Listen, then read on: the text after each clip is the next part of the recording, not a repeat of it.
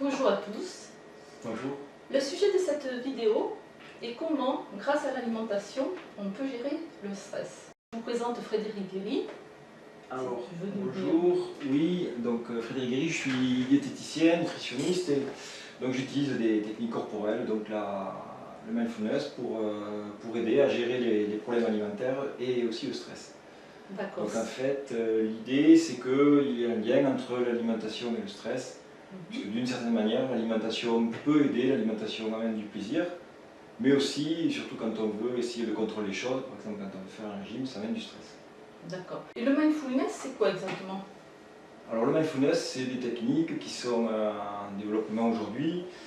En France, des techniques qui viennent de l'Amérique du Nord, donc c'est un Nord-Américain, John Kabat-Zinn, qui a introduit ça de manière un petit peu scientifique, au travers d'une technique qui permet de gérer le stress. Donc le mindfulness, en français, ça veut dire pleine conscience. Donc pleine conscience, c'est des techniques dans lesquelles on tente de porter attention sur chaque instant, avec un petit peu plus de conscience, et sur ce qui se déroule dans chaque instant, donc sur ce que l'on peut sentir, sur ce que l'on peut voir, sur ce que l'on peut entendre, sur ce que l'on peut penser, avec un peu plus de conscience. Donc ça peut être intéressant, notamment au travers de l'acte alimentaire. D'accord. Ok. Et comment on peut donc utiliser ces techniques? On suit une formation, c'est une éducation? Oui, oui. Le mindfulness s'est beaucoup développé au travers d'une technique qui s'appelle le MBSR, c'est un acronyme qui veut dire mindfulness pour réduire le stress, en français, en le traduisant. Ça se fait en 8 séances de 2 heures. En principe, c'est des séances qui se font en collectif, ça peut aussi se faire en individuel. Et durant ces 8 séances, on apprend un petit peu tout un tas de techniques, tout un tas de pratiques, puisque c'est un truc de pratique, qui permettent ensuite de répéter les exercices chez soi. Et c'est par la répétition, par l'entraînement, qu'on arrive d'une certaine manière à muscler son cerveau, à le rendre plus efficace et à lui donner plus de facilité à supporter le stress et l'impact du quotidien. D'accord. Constitue le stress. Donc on vient chez vous se former pendant 8 séances. Ensuite, une fois qu'on a acquis ces techniques, on les pratique soi-même régulièrement. Après combien de temps par jour? Alors c'est pas mal, c'est là où c'est comme toutes ces techniques, c'est un petit peu paradoxal. C'est-à-dire que pour une technique qui va enlever du stress, au début ça en ajoute un peu. C'est-à-dire que pour quelqu'un qui a déjà un emploi du temps très très chargé, on va lui rajouter 30 minutes de pratique par jour. 6 jours sur 7, sauf l'image. Voilà, de 30 à 45 minutes, c'est les consignes qui sont données. Mais effectivement, au bout de quelques semaines, les personnes se rendent compte que ça pose beaucoup de choses et que le niveau de stress, le niveau d'anxiété baisse. D'accord. Et c'est des exercices physiques, c'est de la méditation? Non, c'est des exercices à base de respiration, de présence à soi. Donc on peut l'appeler méditation, mais en fait, c'est un terme qui est assez mal compris en général. C'est simplement des exercices dans lesquels on entraîne son attention. C'est des exercices en fait d'attention.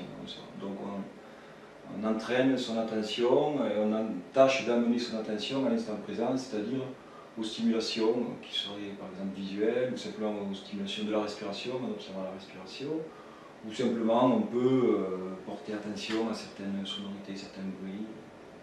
D'accord. Ça peut se faire au travers de beaucoup d'exercices. D'accord. Et ça a un impact aussi sur l'alimentation? Ça peut aider à mieux gérer l'alimentation, parce que c'est une grande technique. Alors ça, le MBSR, les psychologues rentrent cette technique dans la 3e vague des thérapies cognitives comportementales. Et c'est dans la vague de gestion des émotions. Donc effectivement, c'est une technique très intéressante pour gérer les émotions. Et apprendre notamment à prendre un petit peu de recul envers ces émotions.